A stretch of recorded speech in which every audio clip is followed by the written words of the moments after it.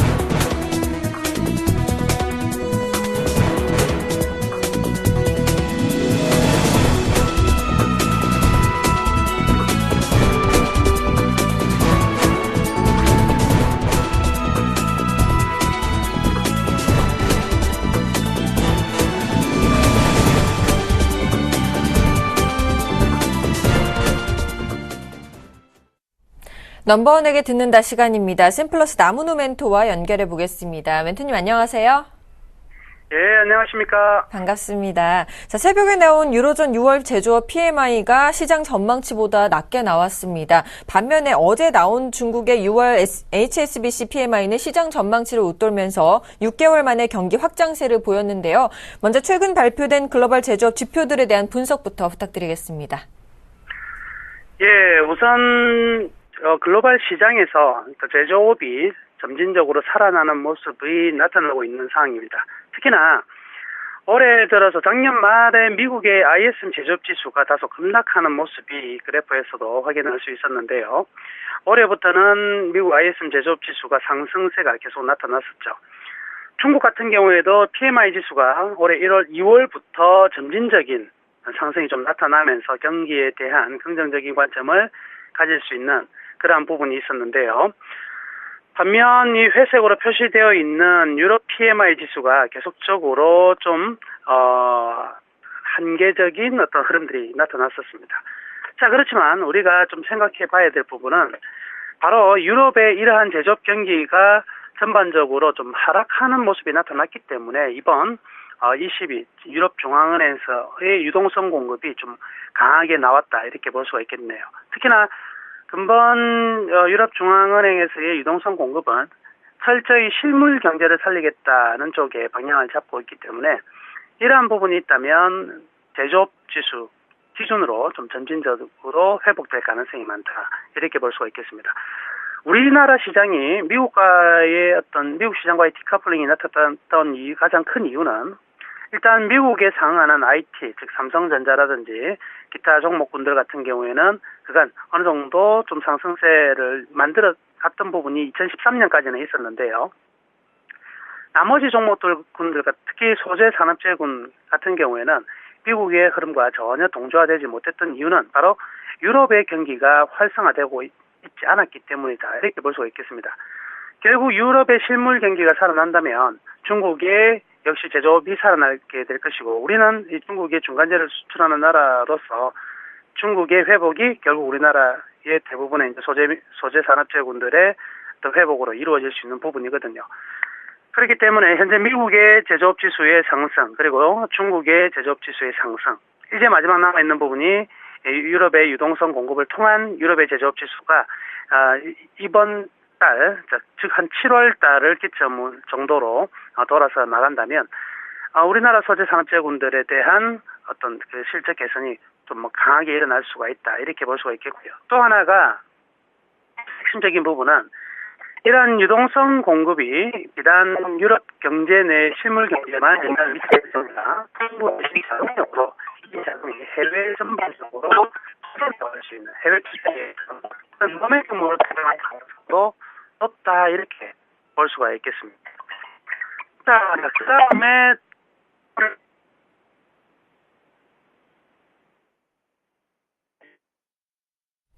자, 전화 연결이 좀 고르지 못한 점 먼저 양해의 말씀을 드리겠습니다. 자, 어저께 다우지수 마감 상황을 다시 한번 알려드리겠습니다. 뉴욕 증시는 좀 연일 상승 랠리를 이어갔었는데요. 부담감 때문에 이제 하락 마감하는 모습을 보여줬죠. 다우지수는요, 0.06% 하락한 16,937.26포인트로 마감을 했고요. 나스닥 지수는 0.01% 상승한 4,368.68포인트로 마감했습니다. S&P 500 지수는 0.01% 하락한 1,962.61포인트로 장을 마쳤습니다. 자, 유럽 증시 마감 상황도 살펴볼까요? 자, 유럽 증시는요, 마감 상황이 경제지표 영향으로 좀 약세로 마감하는 모습을 보였습니다. 독일은 0.66% 하락했고요. 영국 지수도 전날보다 0.36% 하락했습니다. 프랑스 지수 역시 0.57% 하락하는 모습을 보여줬습니다. 자, 이렇게 글로벌 증시 마감 상황 살펴봤는데요. 이제 나무누 멘토를 다시 한번 연결해서 글로벌 시황 한번 들어보도록 하겠습니다. 멘토님 연결됐나요? 네, 안녕하십니까? 네, 깜짝 놀랐습니다. 네, 다시 전해주실까요? 어디까지 연결되는지 잘 모르겠는데요. 네. 일단, 유럽계의 유동성 공급은 결국 유럽의 제조업 지수를 전반적으로 살리는 계기가 될 것이다. 그러면 미국에 이어서 중국의 이 PMI 제조업 지수가 점진적으로 살아나고 있는 가운데 좀 안 좋게 나왔던 유럽이 유동성 공급 등의 실물 경제 정책으로 살아난다면 중국이 가장 영향을 많이 받을 수 있고요. 중국에 수출하는 우리 한국 같은 경우에도 상당히 좀 좋은 영향을 받을 수가 있다. 이 부분이 바로 이제 실물 경제 중심으로의 흐름이다 볼 수 있다면, 자, 두 번째 이 그림을 보시면은요, 바로 우리나라 시장에 그간 외국인들이 어떻게 대응했느냐를 보여주는 하나의 그래프인데요. 자, 우선 작년 8월에서 10월 이때의 상을 좀 지켜볼 필요가 있을 것 같습니다. 회색으로 표시되어 있는 부분, 유럽계 자금인데 미국계 자금이 5개월 동안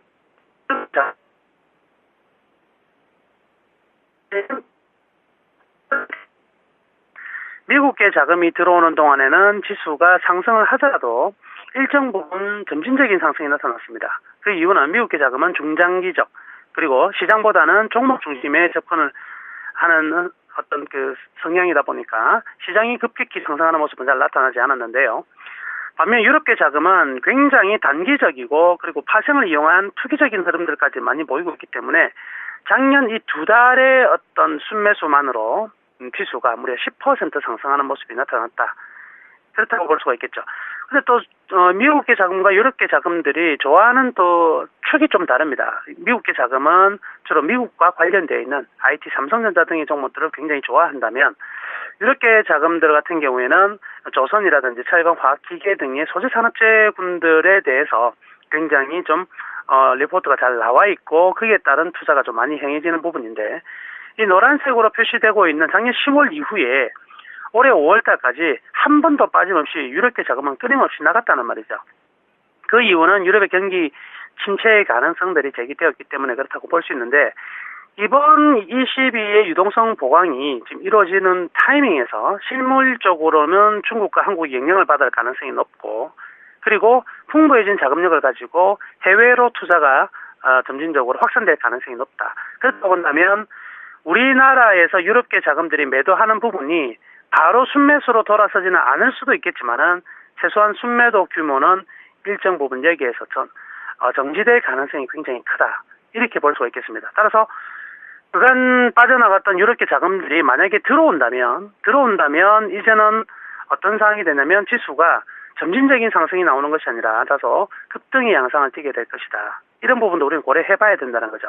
그러니까 미국계 자금은 풍부한 펀드 자금에 의해서 우리나라 지수를 떠날 수는 없을 것이고요. 그간 계속해서 빠져나갔던 그리고 선물을 가지고 시장을 교란시켰던 유럽 같은 경우에는 유럽계 자금은 이제는 순매수를 위한 시장 교란이 아니었나라고 판단해 볼 수 있을 정도로 유입될 가능성이 크다. 이렇게 볼 수가 있겠습니다. 이제 마지막 남아있는 하나는요. 국내의 수급 부분에서 투신이 차지하고 있는 부분입니다. 2000포인트만 올라오면 투신들은 지속적으로 매도를 해왔었는데요. 지금은 좀 다른 상황인 것 같습니다. 작년 같은 경우에는 지금 이게 회색으로 표시되는 부분이 국내 주식형 펀드의 순유출입 현황인데요. 작년 같은 경우에는 굉장히 많이 나왔어요. 그렇지만 올해 같은 경우에는 지금 일정 부분 작년보다는 훨씬 더 작은 양이 나타나고 있다. 이는요. 그건 2011년 이후에 주식형 펀드로 가입된 금액이 12조 5천억 정도 되는데 작년 말까지는 8조 5천억. 올해 상반기까지는 한 3조 5천억 정도가 있었는데 지금 같은 경우에는 지금 1조가 되지 않는 금액만 남겨두고 있다는 거죠. 즉 투시는 이제 환매 부담에서는 완전히 벗어나 있는 상태다. 이렇게 볼 수가 있겠고요. 최근 2000포인트가 돌파되었을 때는 그 순간에는 오히려 펀드에서 자금이 들어왔다는 점을 생각해 본다면 투신권 같은 경우에는 별로 우려가 없겠습니다. 향후 이제 투신권에 대한 리스크는 크게 없다. 이렇게 볼 수가 있겠고요. 자, 이 그림은 상당히 좀 재밌는 그림인데요. 미국의 듀퐁 그리고 캐터필러와 한국의 코스피와의 관계를 보니까 2009년 이후에 캐터필러와 듀퐁은 화학업종의 대표 종목이라 볼 수 있겠고요. 캐터필러 같은 경우는 기계업종, 기계산업재의 대표 종목이라 볼 수 있겠는데 이들 두 종목들이 모두 수출주라는 거죠. 결국 수출주이자 소재 산업재군들 이는요. 이들의 상승은 글로벌 경기의 개선에 대한 기대감을 가지고 올라가는데 우리나라 코스피 지수와 굉장히 흡사한 상황계수가 0.84에서 0.91을 기록했습니다.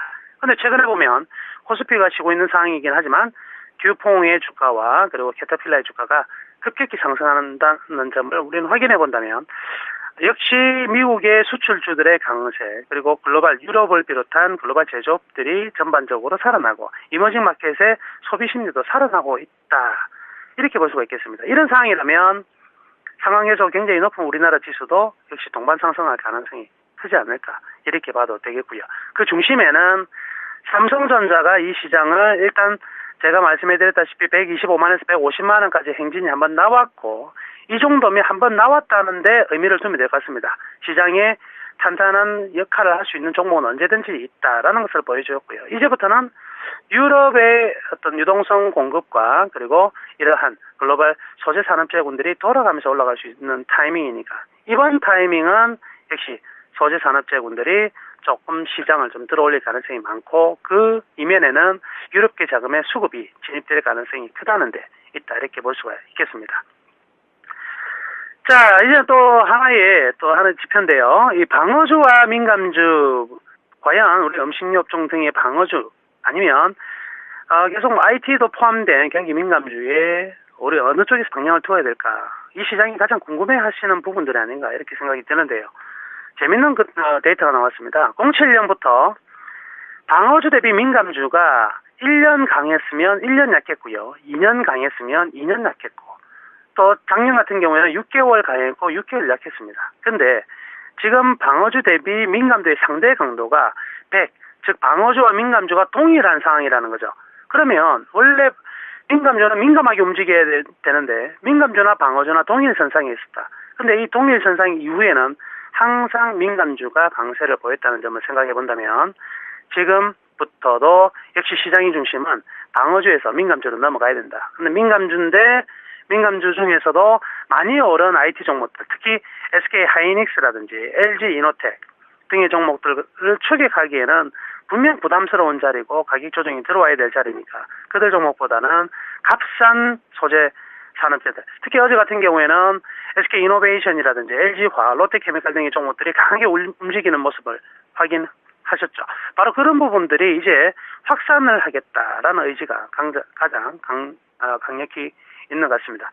그리고 이번 주는요, 일단 6월의 마지막입니다. 6월의 마지막이고, 기관들의 윈도우 드레싱 효과. 자, 분기 때는요, 윈도우 드레싱 효과 별로 없는데요. 반기 때는 윈도우 드레싱 효과가 상당히 있을 수 있습니다. 그 이유 중에 하나로 뽑을 수 있는 것은 역시 배당도 차지하고 있다는 거죠. 그래서 배당 기대주들의 상승과 그리고 윈도우 드레싱 효과 분명히 있다. 결론적으로 말씀해드리면 이 시장은요, 분명히 외국계 자금으로 움직이는 시장입니다. 더불어서 투신의 환매에 대한 부담이 떨어져 있는 부분이기 때문에 이제 큰 것들이 움직입니다. 큰 것들이 움직이고 밑에 많이 떨어졌던 바닥권이 움직일 수 있기 때문에 첫 번째, 코스닥보다는 분명히 코스피가 강세인 시장은 이제부터 계속될 것이다. 당분간 적어도 한 2개월 정도까지는, 여름까지는 계속될 것이고, 따라서 중소형주보다는 대형주에 관심을 가져야 되고, 대형주 중에서도 업종 대표주군들에 집중하는 투자. 그러나 그들 종목들이 순환매를 돌아가면서 결국 이 시장을 다시 2050 위로 끌어올릴 수 있는 시장이다. 그래서 우리 관점은 일단 지수, 그리고 대형주 낙폭과대 종목들, 조선, 그리고 화학, 기계, 건설, 그리고 특히나 최근에 소외되었던 증권주 같은 경우에도 이제는 다시 이제 관심을 둘 만한 타이밍에 와 있다. 이렇게 정리해 드리도록 하겠습니다. 이렇게 업종까지 상세하게 설명을 해주셨습니다. 지금까지 샘플러스 나무는 멘토와 함께 글로벌 시장 정리와 우리 시장 전략까지 세워봤습니다. 도움 말씀 고맙습니다. 네, 감사합니다. 네.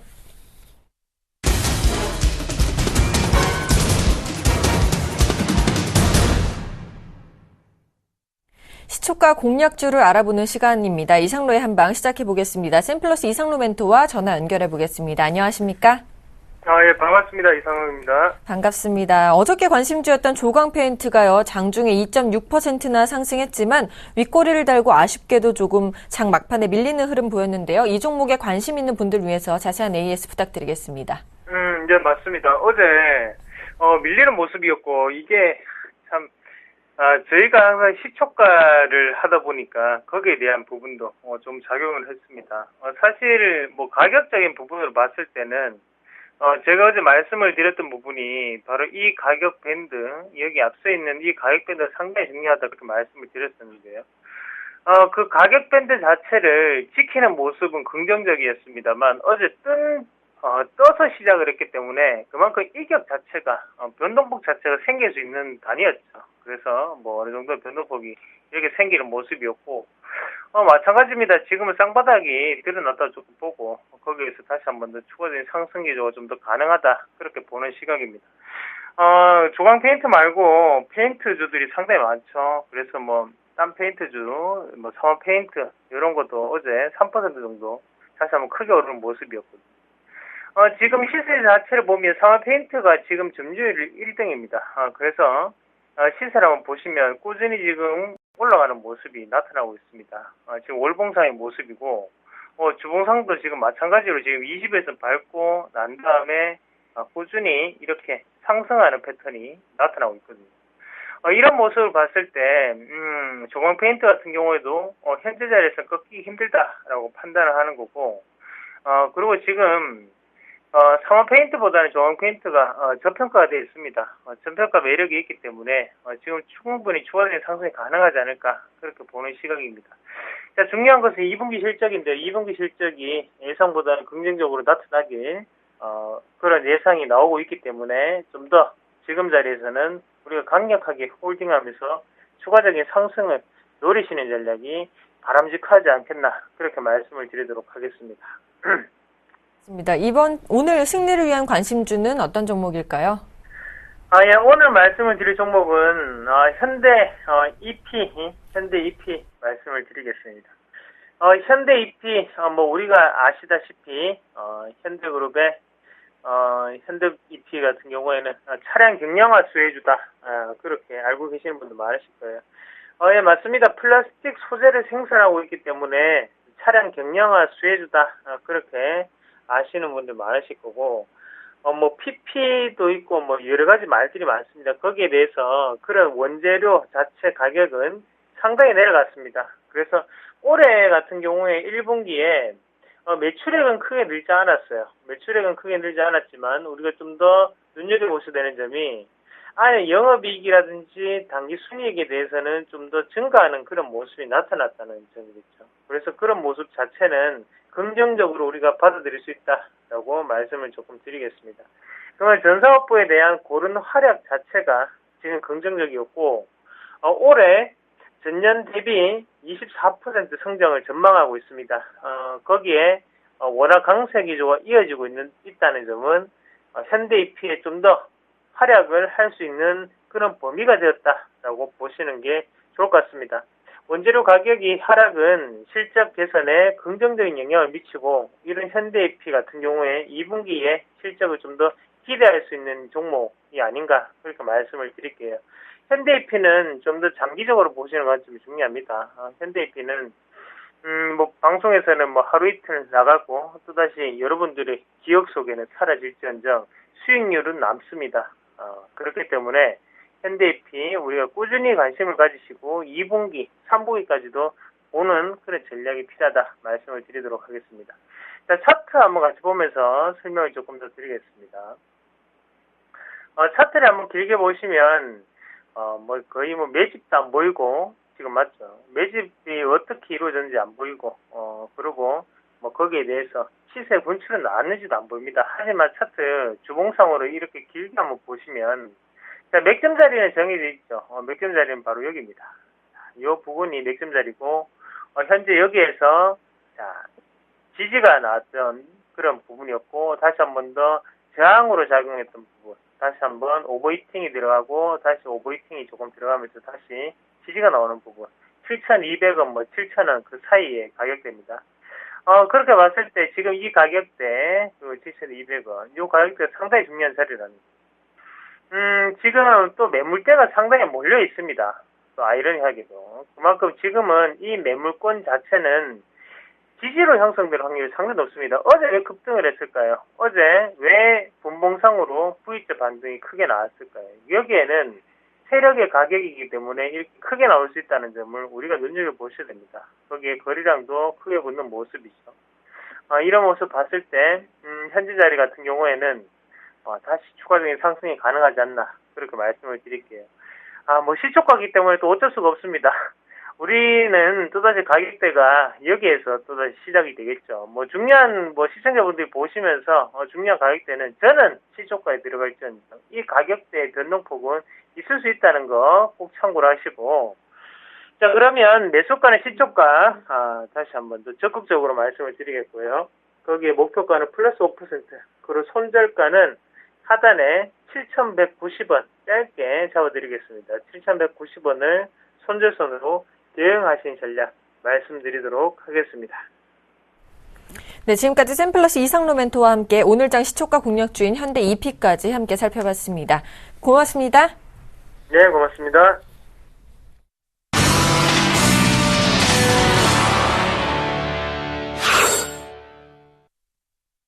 자, 개장까지 3분여 정도 앞두고 있습니다. 오늘장 전망과 출발 상황 분석을 JB스타 김진경 연구원, 그리고 메리츠 종금증권 강남금융센터의 김근우 연구원과 함께하겠습니다. 안녕하십니까? 네, 안녕하십니까?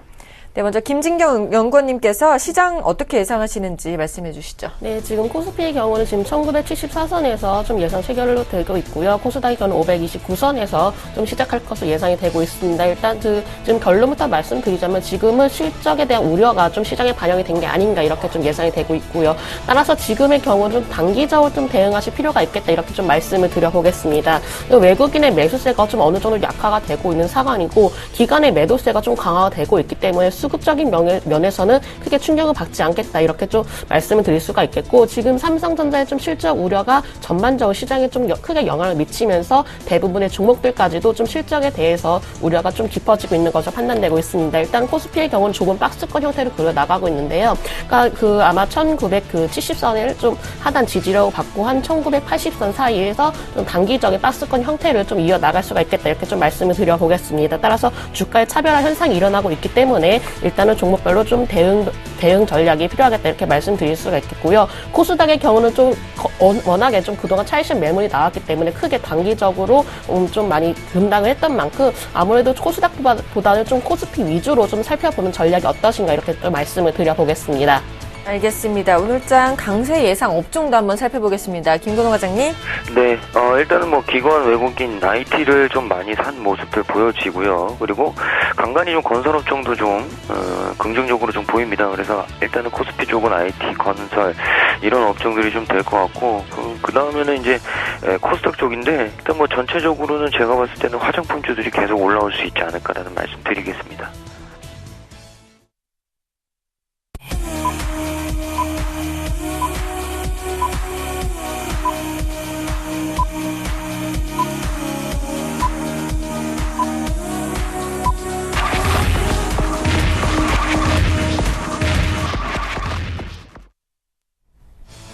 (6월 24일) 화요일 오늘장 개장을 했습니다. 먼저 오늘장 개장 분위기 짚어주실까요? 예, 제가 좀 선물 지수보다 좀 한번 말씀을 드려보겠습니다. 선물의 경우는 지금 257선에서 좀 거래가 되고 있는데요. 그동안 저번 주까지만 해도 선물 쪽에서 좀 강한 외국인의 좀 매도세가 나왔는데 최근 들어서 어제의 경우는 외국인이 대량적으로 좀 매수세를 보였기 때문에 오늘장도 한번 좀 반등을 시도하지 않겠나 이렇게 좀 예상이 들고 있습니다. 오늘 좀 약보합권은 지금 시작을 하고 있는 모습이지만은 오늘도 다시 선물 지수에 대해서 외국인의 매수세가 꾸준하게 들어와 준다면은 오늘도 좀 강세를 이어나갈 수 있겠다 이렇게 좀 볼 수가 있을 것 같고요. 좀 코스피의 경우는 지금 아무래도 오늘 1970선에서 좀 왔다 갔다 하는 흐름을 보이지 않을까 이렇게 예상이 되고 있습니다. 소폭의 기술적 반등은 나오겠지만은 아직까지는 실적에 대한 우려가 워낙에 좀 주가에 크게 반영이 되고 있는 만큼 소폭 이제 그 좁은 박스권 내에서 흐름을 이어갈 수 있을 것 같고요. 지금 1976선에서 거래가 되고 있는 모습인데 오늘장에서 조금 오늘도 마찬가지로 기관에서 강한 좀 매수세가 들어와 준다면은 그래도 1980선은 쉽게 좀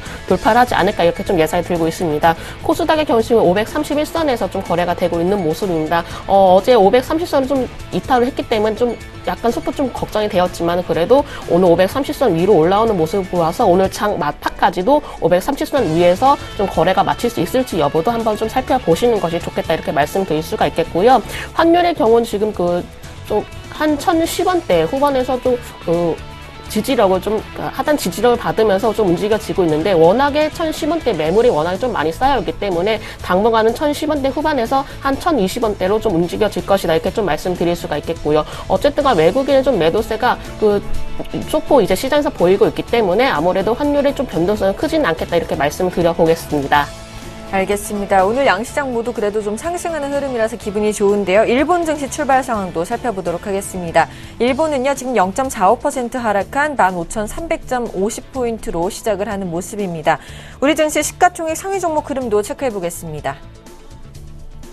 네, 삼성전자 오늘도 반등하는 모습입니다. 1.36% 상승한 134만 원의 거래가 되고 있고요. SK하이닉스도 오늘은 반등하는 흐름입니다. 49,500원에 거래가 되고 있습니다. 현대모비스와 포스코, 한국전력은 하락 출발하는 모습이고요. 삼성전자, 우선주는 소폭 상승 출발하는 모습입니다. 기아자동차 소폭 하락 출발하고 있습니다. 53,900원에 거래가 되고 있고요. 신한지주는 소폭 상승 출발하고 있습니다. 삼성생명은 하락 출발하는 모습이네요. SK텔레콤과 LG화학, KB금융은 모두 상승 출발하는 모습입니다. 코스닥 시가총액 상위 종목군들의 흐름입니다. 빨간불이 많이 들어와 있네요. 셀트리온, 그리고 파라다이스, CJ 오쇼핑, CJ ENM까지 모두 상승 출발하는 모습이고요. 동서만 소폭 하락 출발하고 있습니다. GS 홈쇼핑도 좋은 흐름 보여주고 있습니다. 자, 김근호 연구원님께서 현재 업종 분위기도 한번 짚어주실까요? 오늘도 IT 올라오고 있나요? 네, 일단 전기전자 업종이 코스피 기준으로는 가장 좀 강하게 올라오고 있고요. 그 뒤로 제조, 은행, 그리고 기계, 종이목재, 섬유유보 이런 종목들이 좀 이 플러스로 시작을 한 종목이다라는 말씀을 드리고요. 전기전자 쪽을 좀 살펴드리면 SK하이닉스가 또 2% 가까운 상승폭을 보여주고 있고, 다음으로 이제 삼성전자가 이틀째 반등을 보여주고 있고요. 그리고 대덕 GDS, 금호전기, 사마콘덴서, 한솔테크닉스 이런 종목들이 좀 플러스로 나오고 있습니다. 제조업 쪽에서는 대동공업, 일동제약, 하이트진로, 기아차 이런 종목들이 플러스로 좀 진행이 되고 있고, 은행에서는 기업은행이 양봉으로 시작을 하고 있고요. 최근에 이 기계업종이 중국발 흥풍 때문에 좀 반등이 나오고 있는데, 대동공업, 화천기공, 신팩, 화천기계, 한신기계 이런 종목들 좀 플러스로 시작이 되고 있다. 그래서 기계업종 같은 경우도 좀 최근에 반등세를 좀 눈여겨봐야 되지 않을까. 그리고 이 종이목재 업종도 최근에 좀 계속적으로 반등이 좀 나오고 있죠. 이 삼정팔프, 선창산업, 모나리자, 이건산업, 한솔재지, 무림페이퍼 이런 종목들 전체적으로 좀 플러스가 나오고 있고 섬유유복도 최근에 반등세 계속 이어가고 있습니다. 동일방직, 대현, 박림 그리고 성한 이런 종목들 플러스로 시작을 했고요. 지금 또 좀 바뀌었네요. 서비스업, 운수장비 이런 종목들도 좀 플러스로 올랐습니다. 운수장비 같은 경우는 역시나 자동차 관련된 종목들, 부품 관련된 종목들이 대거 포진되어 있다라는 말씀을 드리고 서비스 쪽에서는 한진해운홀딩스 역시나 오늘 상한가로 좀 진입을 하는 모습을 좀 보여주고 있습니다. 최근 좀 이슈가 계속적으로 나오는 것 아닌가라는 생각이 들고 코스닥을 좀 살펴보면 코스닥은 전체적으로 좀 이 코스피보다는 상황이 좀 낫지 않나. 그래서 가장 먼저 오락문화, 인터넷, 음식료, 담배, 컴퓨터 서비스, 코스닥 신성장 그리고 이 기타 제조업체, 반도체, IT 소프트웨어, 금융, 운송장비 대체적으로 전체 다 플러스를 좀 시작을 하고 있는데 또 오락문화 쪽에서는 SM이 6%대 상승을 좀 보여주면서 이 업종을 선도하고 있습니다. 전일에 부가 그러니까 추징된 세금에 대한 부과는 받았지만 탈세 의혹은 좀 어느 정도 가셨다 이런 기대감이 좀 반영이 되는 것 같고요. YG엔터라든지 미디어플렉스 같은 종목도 플러스가 나오고 있습니다. 그 인터넷 쪽은 IDN, SK컴지 그리고 어제 또 상한가 기록한 다음이 추가적으로 또 올라오고 있고요. 예스24 같은 경우에도 플러스로 시작을 하고 있습니다. 음식료 담배 쪽은 이지바이오가 최근 조정을 좀 마무리하고 반등을 해주는 모습 보여주고 있고 동호할인 팜스토리 이 육계 관련된 종목들이 전체적으로 좀 반등을 모색하고 있는 모습 일단 바닥권을 잡는지는 조금 더 지켜봐야 되겠죠. 그리고 컴퓨터 서비스 같은 경우에는 사물인터넷과 이 의료 장비 헬스케어 쪽이 대거 섞여 있는데 오늘 SNL, 인성정보, 필링크, 정원엔시스 이런 종목들이 전체적으로 좀 플러스가 나오고 있습니다. 그리고 반도체 쪽 같은 경우에는 이 차량용 반도체 생산하고 있는 IA, 주성 엔지니어링, 심텍, 유원컴팩 이런 종목들 루멘스도 오랜만에 좀 반등을 하려는 모습 보여주고 있고요. 이 IT 소프트웨어 역시도 이 드래곤플라이가 오늘 많이 올라오고 있습니다. 게임주들과 전자결제주들이 다시 한번 좀 반등을 모색을 하고 있다라는 얘기를 좀 드리고 싶고요. 전체적으로 분위기 좀 봤을 때는 또 업종별로는 코스피 대비해서 코스닥이 플러스로 시작하는 업종들이 많이 포진되어 있다라는 말씀 드리겠습니다. 알겠습니다. 이제 시장 수급 분위기도 한번 살펴보겠습니다. 오늘 외국인들이 좀 매수를 하고 있는 모습인데 기관은 파네요. 네, 오늘 지금 현재 그 외국인이 좀 302원가량 좀 매수세를 보이고 있고요. 기관의 경우 249원가량 좀 매도세를 보이고 있습니다. 외국인의 매수세가 조금씩은 지수적으로 들어오고 있긴 하지만은 그만큼의 좀 매수 강도가 좀 약해졌다 이렇게 좀 볼 수가 있을 것 같고요. 어제의 경우 기관에서 좀 강한 매수세가 들어왔지만은 오늘 장 시작부터 좀 매도세로 좀 보이는 것으로 보아서 장중에 다시 좀 매수세로 전환할 수 있을지 여부도 좀 살펴보시는 것이 좋겠습니다. 코스닥의 경우는 좀 양 모두 좀 매도세를 보이고 있는 모습이나 외국의 경우는 좀 14억가량 좀 매도세를 보이고 있고요. 기관의 경우는 20억가량 좀 매도세를 보이고 있는데 코스닥의 경우는 오늘도 좀 매도세가 좀 강화가 된다면은 좀 소폭 좀 밀릴 수가 있지 않을까 이렇게 좀 예상이 되고 있고요. 선물의 경우는 275억원가량 지금 외국인이 매도세를 보여지고 있습니다. 지금 업종별로 살펴본다면은 지금 최근 들어서 좀 화학이라든지 건설 업종에 외국인 그냥 양쪽 모두 좀 매수세가 강하게 들어왔었는데 오늘의 경우는 좀 소폭 좀 매도세를 보이고 있는 모습입니다. 화학의 경우는 외국인에서 18억가량 매도세를 보이고 있고요. 기관에서는 15억가량 매도세를 지금 보이고 있는 모습이고요. 건설업도 마찬가지로 지금 기관에서는 약 1억 원가량의 좀 매수세를 보이고 있습니다. 전기전자 업종에 오늘 외국인의 좀 매수 흐름이 좋네요. 한 285억 원가량 좀 매수세를 보여지고 있고요. 지금 전반적으로 화학이라든지 건설 쪽에 좀 경기 민감주 위주로 매수세를 보이고 있었지만은 오늘 좀 매도세를 보이는 것으로 보아서 오늘 좀 차익실현 매물이 나올 수도 있는지 아니면은 다시 장중에 매수세로 돌아섰는지 여부도 꼼꼼하게 좀 살펴보시는 것이 좋겠습니다. 코스닥의 경우는 어제 기관 쪽이라든지 외국인이 대부분 좀 매도세를 보이는 모습이었는데 그 중에서도 인터넷 업종에 좀 강한 매수세가 들어왔었죠. 하지만 오늘의 경우는 아직은 좀 외국인과 기관이 한 양쪽 모두 14억가량 좀 매도세를 보이고 있다. 이 점 좀 체크를 하시길 바라겠고 지금 코스닥 쪽도 마찬가지로 좀 화학이라든지 이런 업종에 약간의 좀 매수세가 들어왔지만 아직까지는 좀 변화가 없는데 코스닥도 좀 경기 민감주 위주로 매수세가 들어올 수 있는지 여부도 오늘 장에서 체크를 하시면 좋겠습니다. 알겠습니다. 이렇게 수급까지 살펴봤고요. 이제 외환시장 동향도 살펴보도록 하겠습니다. KB 외환선물의 정경팔 팀장님과 전화 연결되어 있습니다. 안녕하십니까? 네, 안녕하세요. 네, 반갑습니다. 오늘은 좀 환율이 보합권에서 시작하는 모습인데 현재 외환시장 동향 살펴봐 주시죠. 네, 오늘 서울외환시장은 어제 종가와 같은 수준인 1,018원 50전에 개장했고요. 개장 직후 1,019원까지 상승한 후에 다시 하락 압력 받으면서 1,017원 50전까지 반락했습니다. 시간 현재는 1,017원 70전에 거래가 되고 있습니다.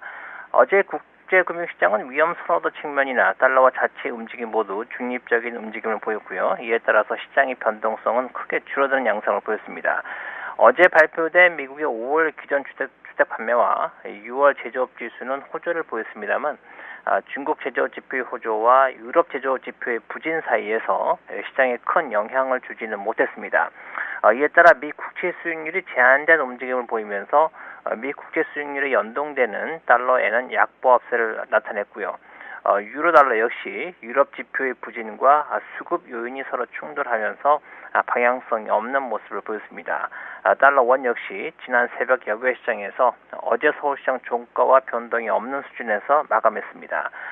이러한 분위기 속에서 가장 눈에 띄는 움직임을 보인 것은 호주 달러와 캐나다 달러 등의 상품 통화들인데요. 이들은 어제 중국의 HSBC PMI 지수가 6개월 만에 처음으로 확장된 영향을 받아서 달러와 대비 강세를 보였고요. 유럽 경제 지표의 부진으로부터는 상대적으로 영향을 덜 받으면서 위험 통화들 가운데 가장 크게 상승한 통화들이 되었습니다. 이 통화들은 앞으로도 안정적인 흐름을 이어갈 가능성이 크다고 볼 수 있는데요. 이는 지금과 같이 변동성이 극히 낮은 시장 환경이 저금리 통화를 차입해서 고금리 통화하지 않은 캐리 트레이드가 활성화되기 좋은 환경이기 때문입니다. 이것은 원화에게도 강세 재료로 작용할 수 있는 대외 변수라는 점에서 캐리 트레이드의 흐름을 주목할 필요가 있다는 말씀을 드리겠습니다. 날아온 환율은 미 연준의 6월 FOMC 회의에서 비둘기파적인 정책 기조를 재확 확인한 이후에 1,010원대로 하락했고요. 장중 고점으로서 1,020원대를 간혹 기록하기도 합니다만 달러와 자체의 매수 명분이 희박한 상태에서 의미 있는 상승세를 기대하기는 어렵다고 보겠습니다. 오늘 역시 1,010원대 후반대를 중심으로 한 거래 범위를 벗어나기 어렵다고 보고요. 월말로 다가가고 있는 만큼 내고 물량이 어느 정도 취해될 것이냐가 가격 결정의 주요 변수로 작용하겠습니다. 이라크 사태의 중재가 시작되면서 국제 유가가 하락 압력을 받고 있는 것은 다우지수 등 위험 자산의 상승을 유도하면서 달러 원액의 하락 재료로 작용할 수 있다고 보고요. 반면에 영국의 파운드화가 다시 강세를 보이면서 이에 따른 크로스거래 위험 통화들이 약세를 보일 수 있는 가능성은 달러 원의 상승 요인으로 작용할 수 있는 만큼 주변 재료 역시 달러 원의 방향성에 있어서 혼재되어 있다는 말씀을 드리겠습니다. 오늘 1,010원대 후반대를 중심으로 한 행보 이어지겠습니다. 알겠습니다. 지금까지 KB 외환선물의 정경팔 팀장님과 함께 외환시장 동향 살펴봤습니다. 고맙습니다. 네, 감사합니다.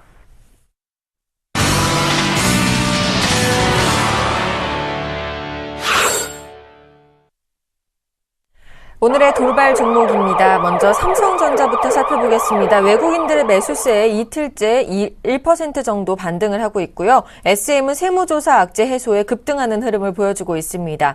에스코넥은 KT와 함께 사물인터넷 의료기기 상용화 소식에 강세를 보이고 있다고 하는데요. 이 세 종목부터 살펴봐 주시죠.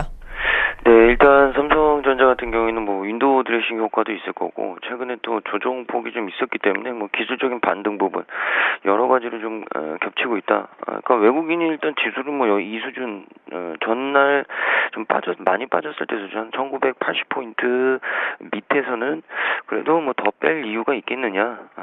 더 좀 받치자라는 부분으로 좀 삼성전자를 매수를 한 것 아닌가라는 생각이 좀 들었는데 일단 삼성전자 130만 원대는 좀 지켜내려고 하는 움직임들이 있기 때문에 이 부분이 역시나 좀 매수 포인트로 작용을 했을 가능성이 좀 높다라는 말씀을 좀 드리고 싶고 일단 1% 수준에서 좀 머물고 있는데 중요한 건 이제 여기서 얼마만큼 반등이 나오느냐 이 부분이겠죠. 일단 실적 발표 전까지는 그렇게 적극적으로 대응은 하진 않겠지만 일단 많이 빨 이유도 없겠다. 그래서 조금은 박스권 흐름으로 가든지 아니면 오르더라도 많은 수준이 아닌 제가 봤을 때는 뭐 한 130만 원 후반대 이 정도까지 해서는 다시 한번 요 공방이 치열해질 가능성이 높지 않을까 이 말씀을 좀 드리고 싶습니다. 그래서 뭐 삼성전자를 매매하시는 분들은 그 부분을 좀 참고하시면 좋을 것 같고요. SM이 이 과징금 부과로 불확실성이 좀 해소가 되면서 오늘 굉장히 좀 급등을 하고 있죠. 역시나 뭐 이 해외에서 탈세를 했느냐 하지 않았느냐 뭐 이 부분이 계속적으로 역외 탈세에 대한 얘기가 있었는데 일단 뭐 이 탈세가 없었다라는 부분으로 불확실성이 좀 해소가 됐고 이 과징금은 어느 정도 좀 부과가 됐죠. 이 SM이 공시를 통해서 100여억 원의 추징금을 부과가 받았다고 발표가 됐고 추징금 납부로 올해 실적은 하향 조정되겠지만 일회성 요인이다. 그래서 펀더멘탈적인 문제는 없다라고 밝혔고 이 일본 현지 법인에서 발생한 매출의 외국 납부세 공제 한도 차이 때문에 벌어진 해프닝이라는 이 얘기가 나왔고요. 한국에서 일본 매출과 관련해서 발생한 직간접적인 비용을 일본 법인 비용으로 일부 인식을 했기 때문이다라고 설명을 했습니다. 그래서 일단 회계상 착오가 아닌 이 세법상의 착오이기 때문에 일단 국세청에서도 인정한 부분이고요. 뭐 이런 부분들이 결국에는 불확실성 해소. 그래서 이 역외 탈세 이슈로 인한 주가 조정은 어느 정도 마무리될 가능성이 좀 높지 않을까 이 말씀을 좀 드리고 싶습니다. 그래서 뭐 반등이 나오면 이런 종목들은 좀 무섭게 나오기 때문에 일단 그 부분을 좀 참고하시면서 트레이딩을 하시면 좋을 것 같고요. 또 오늘 너무 급등이 나오기 때문에 너무 섣부르게 좀 대응을 하시는 것도 자제를 하시라는 말씀, 당부의 말씀을 드리겠습니다. 그리고 마지막 종목은 에스코넥인데요. 이 에스코넥이 KT와 함께 이 사물 인터넷 의료기기 상용화 이 이슈가 나왔죠. 이 에스코넥이 이 사물 인터넷 의료기기 상용화가 어떤 내용이냐? 이 3세대 이동통신 모듈을 장착한 소변 분석기를 다음 달 출시할 계획인데요. 오전부터 뭐 제가 소변 얘기를 좀 드려서 좀 그러실 수도 있는데 이 소변 분석기는 소변 검사가 필요한 투석 환자 그리고 만성 질환자 그리고 임산부 등의 헬스케어에 도움을 주는 기기로 활용이 될 가능성이 높고요. 이 혈당 측정기와 같이 자가로 손쉽게 건강 상태를 측정을 해서 이 질병을 예방하거나 케어할 수 있도록 지원을 한다고 합니다. 그래서 이번 이 소변 분석기 상용화를 KT와 협력해서 메이드를 시켰고요. 이 KT와 에스코넥은 사물 인터넷에 필요한 기술적 사항들에 대한 검토 그리고 사업화 거기다가 또 이제 마케팅 전 분야에 걸쳐서 코업을 하기로 협의가 됐다고 합니다. 그래서 이 부분 때문에 좀 에스코넥이 오늘 조명을 받는 것 아닌가라는 말씀을 드리는데 일단 오늘 뭐 이슈가 나왔기 때문에 뭐 주가는 한 템포 좀 이 공방이 나올 가능성이 좀 있다라는 얘기를 드리겠습니다.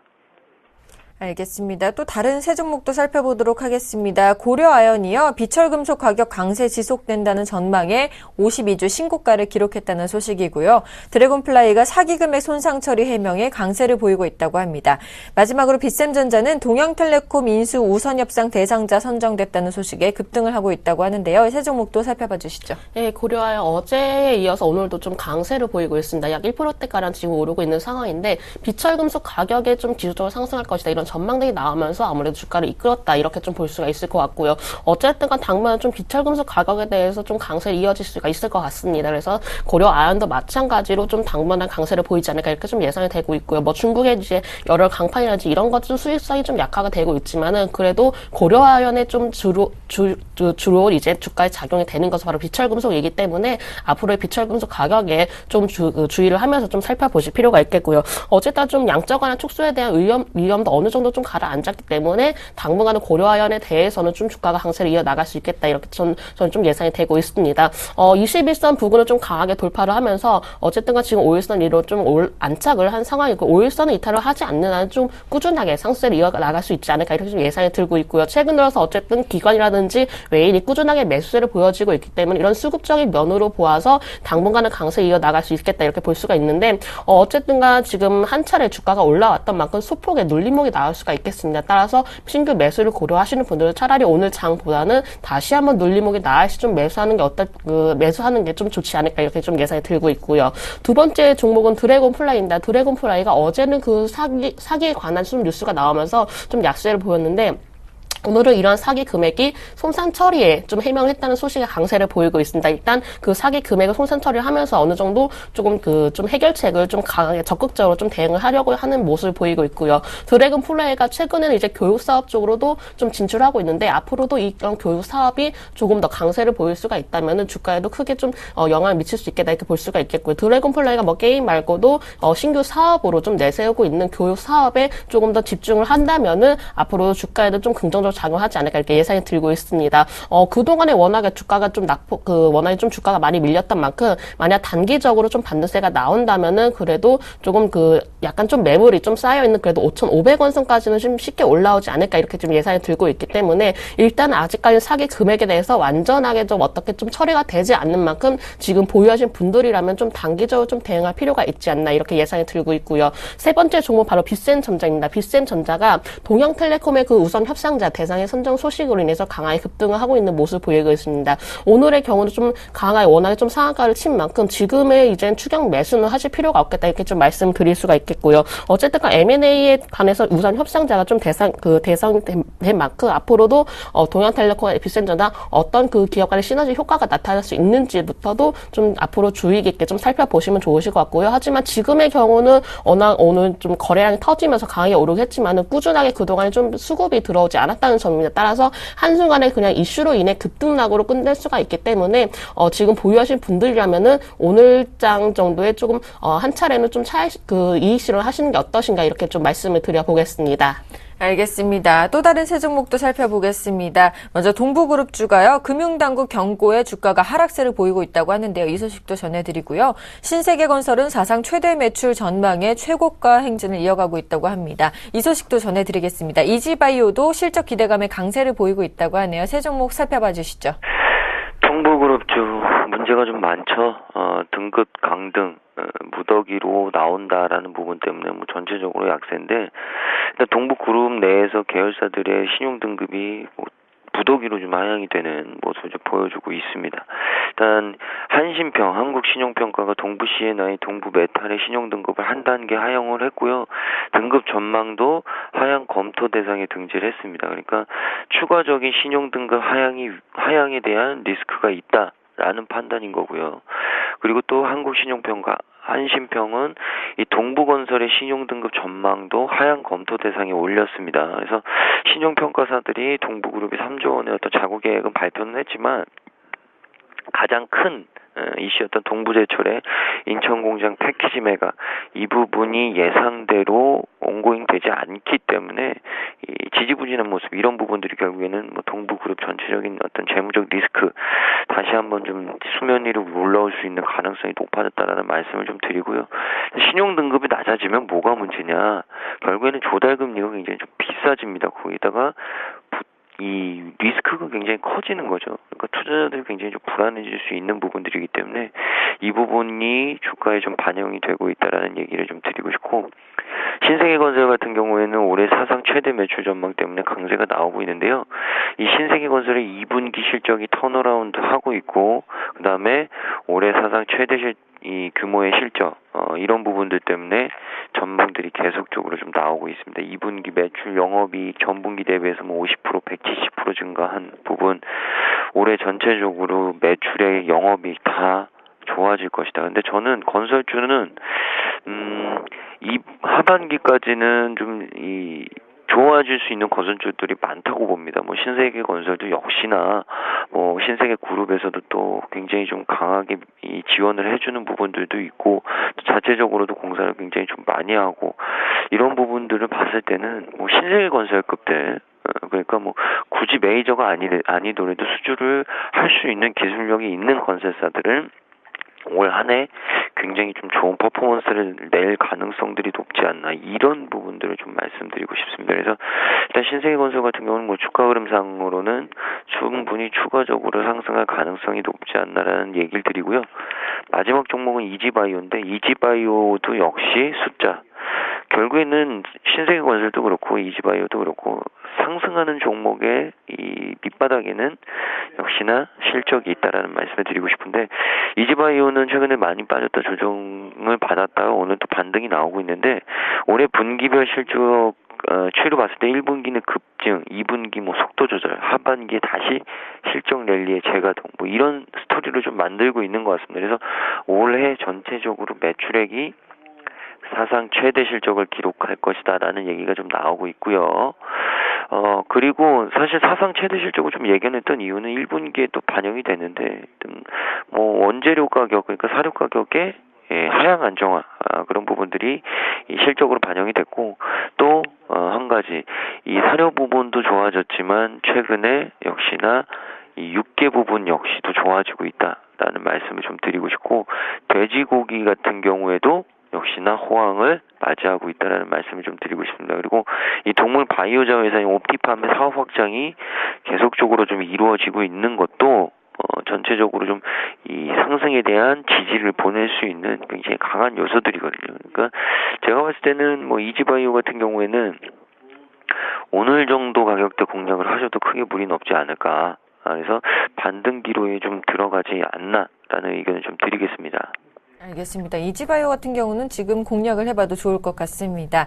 자, 넥센타이어가 3%대 약세를 보이고 있다고 합니다. 신공장 건설이 독이 될 수도 있고 약이 될 수도 있다는 소식에 이런 반응을 보이는 것 같은데요. 이 소식 짚어드리고요. 한국타이어는 재고 물량 사상 최대 소식에 약세를 보이고 있다고 합니다. 아프리카TV도 이 거래일째 약세를 보이고 있다고 하는데요. 대한민국의 월드컵 부진 때문이라고 합니다. 이 세 가지 소식 전해주시죠. 네, 넥센타이어가 체코 공장에 신공장을 좀 건설을 한다고 합니다. 근데 이게 바로 좀 약이 될 수도 있거나 아니면 독이 될 수도 있다. 이런 전망들이 나오면서 오늘 5%대 좀 약세를 보이고 있는 것 같고요. 어쨌든 간 타이어의 경우는 업황 회복이 가장 좀 중요한 것 같은데 요즘 들어서 경기 회복이 좀 늦어지면서 아무래도 이에 따라 업황 부진 우려가 좀 주가에도 작용이 되지 않았나 이렇게 좀 예상이 들고 있습니다. 일단은 공급이 좀 과잉이 되고 수요가 감속이 된다면은 당연히 좀 이런 신공장 건설엔 독이 될 수도 있겠다 이렇게 좀 말씀드려 볼 수가 있겠고요. 어쨌든 간 제일 중요한 것은 바로 수출이라고 판단이 되고 있는데 좀 넥센타이어가 유럽 쪽에서 좀 신공장에 좀 신공장을 좀 다시 건설을 하는 것으로 보아서 아무래도 수출비의 좀 절감이 목적이 아닌가 이렇게 좀 예상이 되고 있습니다. 앞으로는 넥스타이어가 좀 신공장 건설도 건설이지만은 어떤 유럽 쪽에서 수출을 얼마만큼 할 것인지에 따라서 주가가 다시 한번 좀 움직여지지 않을까 이렇게 좀 예상이 들고 있고요. 오늘의 경우는 좀 5%대 약세를 보이면서 거의 21선마저도 좀 이탈을 하려는 좀 모습을 보이고 있습니다. 만약에 장 막판까지도 좀 21선을 강하게 이탈을 한다면은 좀 어느 정도 좀 숨절을 좀 해야 되지 않나 이렇게 좀 예상이 되고 있고요. 지금 이제 장 막판까지 그래도 한 15,500원 위까지는 좀 회복이 돼 주어야 그래도 좀 반등이 나올 수가 있지 않겠나 이렇게 좀 예상이 들고 있습니다. 한국타이어 경우는 좀 재고 물량이 사상 최대라는 소식으로 인해서 좀 약세를 보이고 있습니다. 그동안 한국타이어가 좀 재고 물량이 오늘의 경우 좀 최대 물량이다 이렇게 좀 소식이 나오면서 워낙에 좀 3%대 좀 약세를 보이고 있고요. 그동안에도 좀 워낙에 주가가 좀 많이 급락을 했어 왔는데 지금의 경우는 기술적으로 본다면 좀 매물대 구간에 있다는 점입니다. 지금 매물대 구간에서 다시 한번 좀 반등이 나와준다면은 그래도 어느 정도 좀 횡보세가 들어갈 수가 있겠지만은 만약에 오늘장에서 매물대마저도 강하게 이탈을 한다면은 추가적인 약세가 불가피하겠다 이렇게 좀 말씀드려볼 수가 있겠고요. 타이어 주의 경우는 좀 그동안 경기 회복의 기대감으로 인해서 주가가 한동안에 좀 강세를 보여왔는데 최근 들어서 경기 회복가 어느 정도 생각보다 늦어지면서 다시 좀 업황에 대한 부진 우려가 나타나고 있는 것 같습니다. 따라서 하반기 정도에는 좀 타이어 관련주들이 좀 업황이 좀 돌아서 준다면은 지금보다는 오히려 하반기 후반 정도에 좀 공략을 해볼 수 있지 않을까 이렇게 좀 예상이 들고 있습니다. 세 번째 종목 아프리카TV입니다. 아프리카TV가 대한민국의 월드컵 부진 소식으로 인해서 좀 5%대 오늘 약세를 보이고 있습니다. 지금의 경우 아프리카TV가 그동안에 브라질 월드컵 최대 수혜주로 좀 주목을 받아왔었는데 지금 우리나라가 16강 진출에 좀 사실상 불투명해지면서 아무래도 주가에도 좀 크게 작용했던 것으로 판단되고 있고요. 하지만 아프리카TV가 그동안 주가가 워낙에 좀 많이 올라왔었고 좀 횡보세가 많이 길어졌기 때문에 조금 탄력이 둔화가 된 게 아닌가 이렇게 좀 예상이 되고 있습니다. 따라서 지금 보유하신 분들이라면은 지금 현재 구간에서도 슬슬 매도 관점으로 보시는 게 좋지 않나 이렇게 좀 예상이 들고 있고요. 어쨌든 아프리카TV가 지금은 상당히 주가가 고평가가 된 만큼 어느 정도 좀 매도 관점으로 보시고 다시 한번 크게 좀 조정이 나올 시에 다시 공략을 하시는 편이 좋겠다 이렇게 말씀을 드려보겠습니다. 네, 세 종목 더 살펴보도록 하겠습니다. NC소프트가요, 2분기 실적 개선 기대감에 상승을 하고 있다는 소식이고요. 위메이드는 윈드러너2가 실패했다는 평가에 하락세를 보이고 있다고 합니다. 키스트는 생수 광고 논란을 딛고 반등을 하고 있다고 하는데요. 세 가지 종목 살펴봐 주시죠. 네, NC소프트 2분기 실적에 대한 개선 기대감 이 부분이 반등을 좀 모색하고 있다. 리니지2의 클래식 서버, 리니지 전사의 부름 업데이트로 트래픽 자체의 호조를 좀 보여주고 있다. 그러니까 트래픽이란 게 이제 데이터 사용량을 말하는 건데 주요 수익원인 리니지의 정상화 이 부분으로 NC소프트의 2분기 실적 호조가 예상이 된다라는 평가들이 좀 나오고 있습니다. 그래서 2분기에 리니지 매출의 정상화 그리고 블레이드 앤 소울의 중국 로열티 매출의 반영 그리고 길드워터의 중국 매출이 시작된다. 그러니까 NC소프트는 만약에 2분기에 잘 찍어 놓으면 제가 봤을 때는 3, 4분기에도 실적에 대한 숫자들이 잘 나올 가능성이 높습니다. 그러니까 2분기 실적 추이를 좀 보고 만약에 잘 나왔다 그러면 3분기, 4분기까지 공략해볼 만한 이 종목이다. 이런 말씀을 좀 드리고 싶고, 뭐 기존에 좀 이 주수익원이었던 리니지가 좀 부진했는데 결국에 이런 부분들을 좀 돌려놓지 않았나라는 얘기를 좀 드리고 싶고요. 위메이드 같은 경우에는 오히려 좀 반대죠. 이 윈드러너2가 흥행에 좀 실패했다라는 평가 때문에 주가가 좀 지지부진한데 사실 이 전작이었던 윈드러너1은 그래도 굉장히 좀 좋았습니다. 시장의 평가가. 그래서 야심차게 결국에 2를 내놓았는데 뭐 생각보다 반응이 좋지 않았다라는 말씀을 좀 드리고 싶고 중요한 건 이제 35,000원, 뭐 35,500원 이 가격대를 지켜내느냐 못 지켜내느냐 이 부분에 따라서 추가적인 하락이 나오느냐 상승이 다시 나오느냐 이 부분의 갈림길인데 제가 봤을 때 2분기 실적이 또 좋지 않으면 또 한 번 더 좀 맞을 수 있을 가능성이 좀 높다고 생각이 되거든요. 그래서 조금은 뭐 전체적으로 기술적으로도 모멘텀상으로도 이렇게 좋지는 않다 이런 말씀을 좀 드리고 싶습니다. 그래서 조금은 뭐 차분하게 좀 대응해야 될 종목이 아닌가라는 얘기를 꼭 짚고 넘어가고 싶고요. 일단 뭐 기술적으로도 일단 뭐 이탈이 된다면 과감하게 좀 손절을 모색을 하시는 분들이 좀 있어야 되지 않을까라는 얘기를 좀 드리고 싶고 결국에는 신작 게임들의 흥행 실적, 흥행 성과가 이 게임주의 주가에 어떤 영향을 미치는지 이 여실히 보여주는 게 바로 이 위메이드의 주가 흐름 아닐까라는 얘기를 좀 드리고 싶습니다. 그래서 외국인들이 그래도 소폭은 좀 바닥권에서 받쳐주고는 있지만 일단 시장의 어떤 실망 매물은 뭐 그렇게 좀 쉽게 걷어지지 않고 있다. 그래서 추가적인 하락도 조금 염두에 둬야 되지 않을까라는 얘기를 좀 드리고 싶습니다. 그리고 마지막 종목은 키이스트인데요. 이 광고 논란 때문에 키이스트의 주가가 좀 조정이 나왔었죠. 일단 관련 업계에 따르면 김수현 씨가 드라마 별에서 온 그대 인기에 힘입어서 최근 중국에서 전지현 씨하고 생수 광고 계약을 따냈는데 이 일부 네티즌들이 생수의 원산지가 백두산이 아닌 이 중국식 명칭인 창바이산으로 표기된 것을 문제 삼으면서 이 동북공정에 대한 논란이 때마침 또 때 아닌 동북공정 논란이 일어났습니다. 그래서 키이스트 측은 위약금 등 수십억 원의 손해가 예상됨에도 불구하고 광고 계약을 해지하기로 했고요.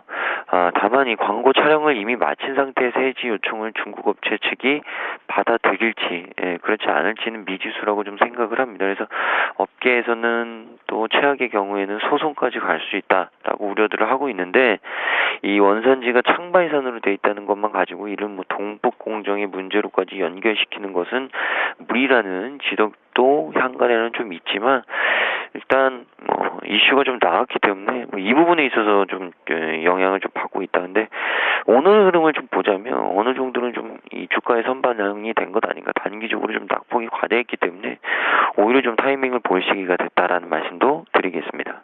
알겠습니다. 자, 지금까지 JB스탁의 김진경 연구원, 메리츠 종금증권 강남금융센터의 김근우 연구원과 함께 오늘장 특징주 분석해봤습니다. 오늘도 도움 말씀 고맙습니다. 네, 감사합니다.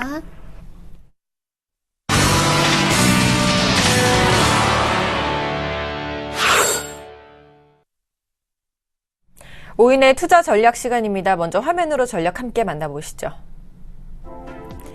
최희승 차장입니다. 2분기 실적 향방에 따른 주가의 차별화가 심화되고 있다라고 말씀해 주셨고요. 정영훈 팀장입니다. 이라크, 유가 상승, 원화 강세 등 대외 리스크가 지속되고 부각되고 있다라고 말씀해 주셨습니다. 김혜란 연구원입니다. 지수는 하방 경제성을 유지하며 대형주 중심의 매매 전략을 세워보자라고 말씀해 주셨고요. 김현경 주식팀장님입니다. 반등 시에는 비중을 축소하자 유가 상승 및 원화 강세 수혜주에 선별적으로 대응하자라고 말씀해 주셨습니다. 안상현 대리님입니다. 코스피는 관망, 코스닥은 분할 매수 관점을 유지하자라고 말씀해 주셨습니다. 오늘은 IM투자증권 여의도 본사 지점의 정용훈 팀장님과 전화 연결해 보겠습니다. 안녕하십니까? 네, 안녕하세요. 네, 반갑습니다. 이라크 또 유가 상승, 원화 강세 등 대외 리스크가 지속이 되고 있다라고 말씀해 주셨는데요. 오늘장 전략 좀 세워주시죠. 네, 우선 지금 최근 계속해서 지금 대외 리스크가 지속적으로 좀 부각이 되고 있는 상황입니다. 이라크 사태와 더불어서 유가라든가 그리고 원화 강세로 인해서 대외 리스크가 지속적으로 좀 부각이 되면서 여기에 그 외국인 매도 공세가 좀 이어지면서 지수가 계속해서 2,000포인트에서 좀 미끄러지는 그런 좀 모습을 좀 보이고 있는 상황인데요. 특히나 지금 수급적인 측면에서 봤을 때 이제 외국인들이 그 아시아 신흥국을 중심으로 해서 매도 공세를 좀 펼치면서 그 글로벌 증시와는 좀 차별화된 좀 디커플링이 계속해서 좀 심화되고 있는 그런 좀 상황이다라고 좀 보시면 될 것 같습니다. 아시다시피 지금 미증시 같은 경우에는 계속해서 지금 고공행진을 지금 거듭하고 있는 상황이지만 반대로 이제 국내 증시 같은 경우에는 계속해서 지금 2,000포인트에서 좀 미끄러지는 좀 모습을 보이고 있고요.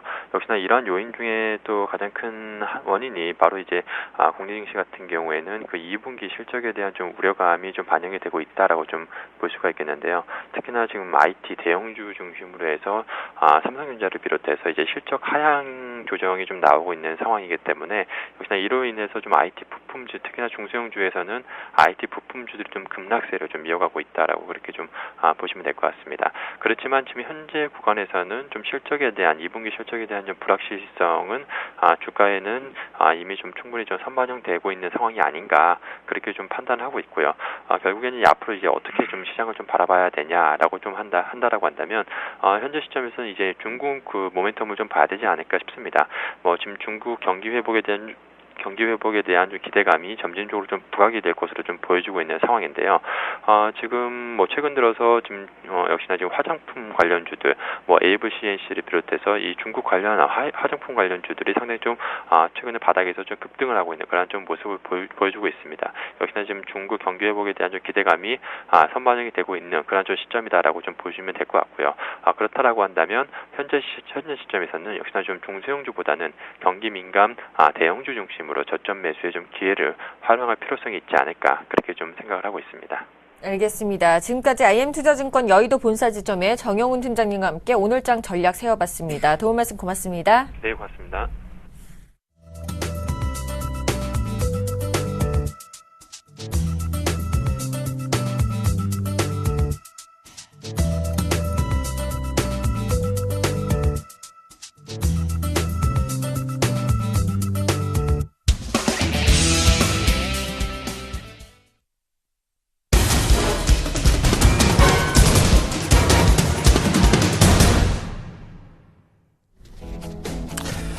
안녕하십니까. 오전장 저가 매수로 오후장 역전을 노려본 시간 역전의 명수 예병구 멘토입니다.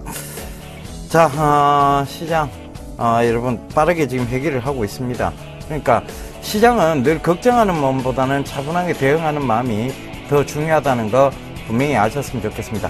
전일도 제가 차분하게 아마 설명을 드렸을 거예요. 그러니까 그 점 꼭 좀 참고하시면서 시장을 계속 걱정한다고 해서 그 시장이 걱정대로 무너지고 그렇지는 않습니다.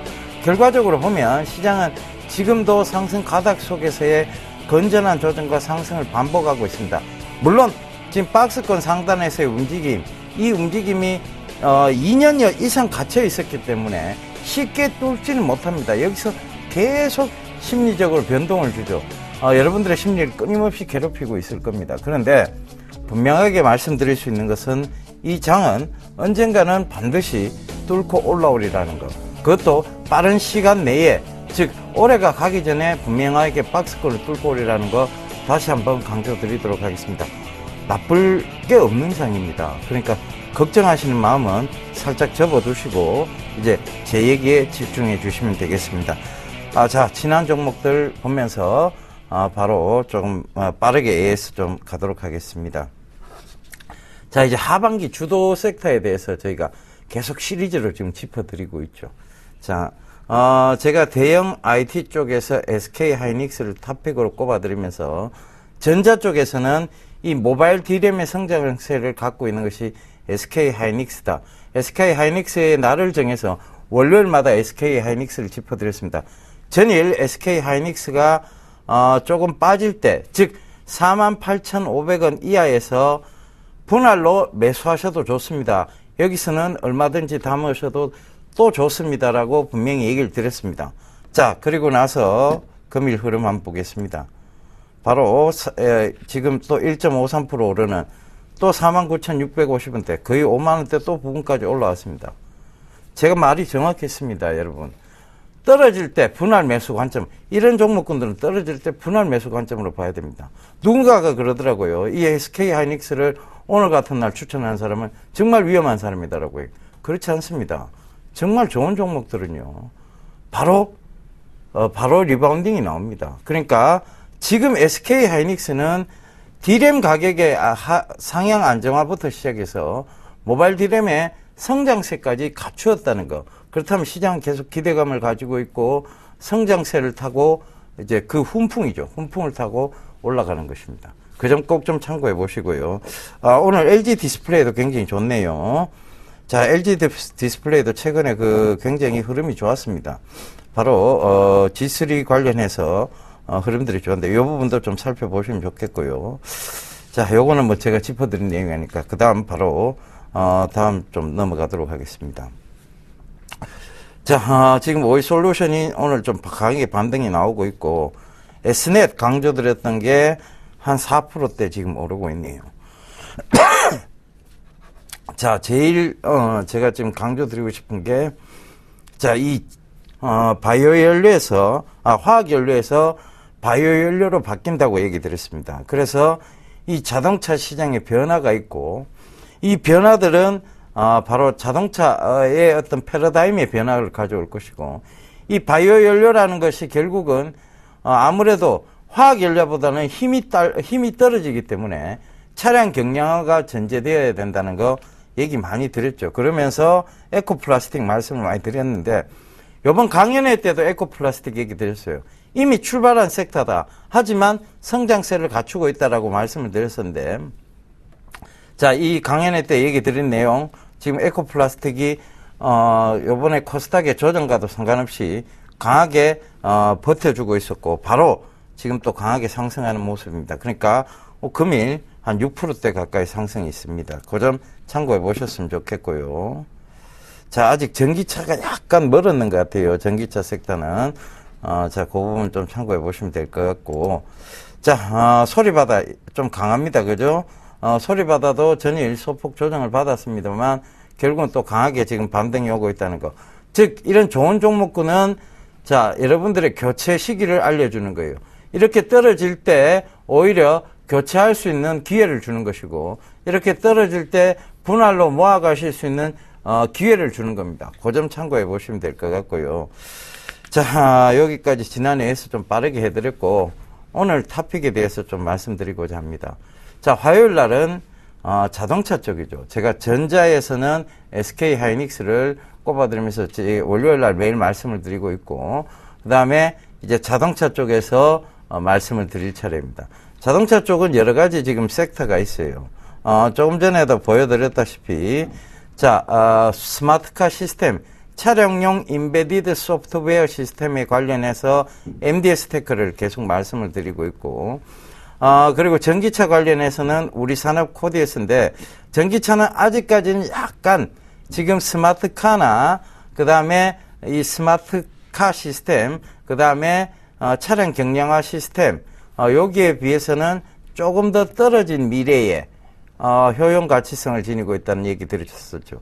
그래서 그 부분 좀 살펴보셔야 될 것 같고, 자, 지금 여러분들께서 오늘 토픽으로 제가 좀 잡아드는 거는 에코플라스틱입니다. 최근에도 제가 말씀을 드렸었는데요. 이 화학연료입니다. 이 화학연료들은 가솔린이라든가 디젤 쪽의 연료인데, 이 디젤 연료들은 마력수가 굉장히 좋았습니다. 그러니까 그만큼 힘이 좋았다는 얘기죠. 그래서 이 부분 힘이 그러니까 여러 가지로 안전 쪽으로 많이 신경을 썼는 반면에, 자, 이 바이오 연료들은요, 힘이 좀 딸리게 돼 있습니다. 특히 전기가 그 바이오연료의 주축인데 뭐 앞으로 수소차도 나오고 하겠습니다만은 그런 측면에서 보면 이 힘을 딸리게 하는 부분들, 그 부분들의 어떤 문제 해결이 먼저 있어야 됩니다. 그렇다면 차량이 먼저 가벼워져야 되겠죠. 그래서 차량 경량화에 대한 얘기를 드렸었는데 이 차량을 가볍게 할 수 있는 부품들은 결국은 플라스틱 부품이고 결국은 고무 부품입니다. 그 고무 부품과 관련해서 제가 전년도에 가장 강조드렸던 게 화성 RNA였어요. 그죠? 차량 부품 중에. 아마 주식 승천이라는 종영된 프로그램에 제가 3번이나 들고 나왔었죠. 그 화성 RNA가 지금 어떻게 움직이고 있느냐 하면, 일봉을 살펴볼게요. 이렇게 움직이고 있습니다. 작년도부터 얘기했는데, 이게 지금, 100%를 넘게 가고 있죠. 그 점 꼭 좀 참고해 보세요. 제가 3번이나 들고 나왔던 거, 죄송합니다. 3번이나 들고 나왔던 거 아마 시청을 애청하셨던 분이라면 충분히 기억하실 겁니다. 그래서 이런 부분도 좀 체크를 해보신다면 이미 출발이 됐어요. 그런데 이 에코플라스틱도 이제 출발을 하고 있는 단계입니다. 요거 참고해 볼게요. 에코플라스틱 보면 이제 출발해서 이 화성 RNA가 비슷한 모습으로 지금 출발이 되고 있다는 것도 참고를 해 보셔야 될 것 같습니다. 이런 좋은 종목들이 여러분 결국은 시장의 어떤 무너짐과 같이 하지 않고 시장에서는 굳건히 버텨주고 떨어지는 장에서는요, 올라오는 장에서는 더 강하게 치고 올라온다는 것도 여러분 꼭 좀 참고를 하셨으면 좋겠습니다. 시장은요, 결과적으로는 강한 종목군이 시장을 이끌고 갑니다. 그런데 막 여러분들의 심리를 흔들어요. 주가라는 게 가만히 있지를 않죠. 여러분들이 제가 강연회 때도 얘기를 드렸는데 적금을 들어가면 쳐다도 보지도 않습니다. 그냥 적금을 맡겨놓고 1년 가까이 놔두거나 2년 가까이 놔두죠. 그런데 주식은 1년 가까이 두고 가시면 혹은 2년 이내에 어떤 이상을 준다라고 말씀을 드리면 절대 그걸 믿지 못합니다. 왜? 변동을 주기 때문에 그렇습니다. 자꾸 변동을 주니까 개인들의 심리를 끊임없이 괴롭히고 있는 겁니다. 여기에 대한 자세한 가격 전략은요, 제가 공개 방송을 통해서 또 얘기를 드리도록 하겠습니다. www.sentv.co.kr로 접속을 하시면 10시 30분부터 예병군 멘토가 공개 방송을 진행합니다. 아마 채팅창을 열어놓을 거예요. 그쪽으로 오셔서 여러분들 소통의 공간을 가지시면 되겠습니다. 시장 두려움보다는 차분한 대응 전략이 무엇보다 필요하다는 거 다시 한번 강조드리겠고요. 그 차분한 대응 전략으로 시장을 바라보셨으면 좋겠습니다. 여러분 나쁘지 않은 지금 화요일 장입니다. 이럴 때는 차분하게 여러분들 수익을 즐겨가시면서 어떤 종목으로 옮겨 탈 것인가에 대한 고민만 하시면 될 것 같습니다. 저는 내일 다시 찾아뵐 거 약속드리면서 이만 물러가겠습니다. 감사합니다. 예병군 멘토였습니다.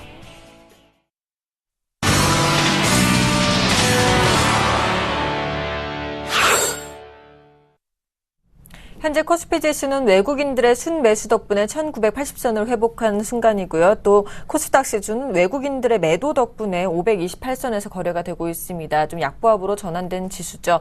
네, 출발 증시와에도 오늘 준비한 소식은 여기까지입니다. 저는 내일 다시 찾아뵙겠습니다. 시청해주신 여러분 고맙습니다.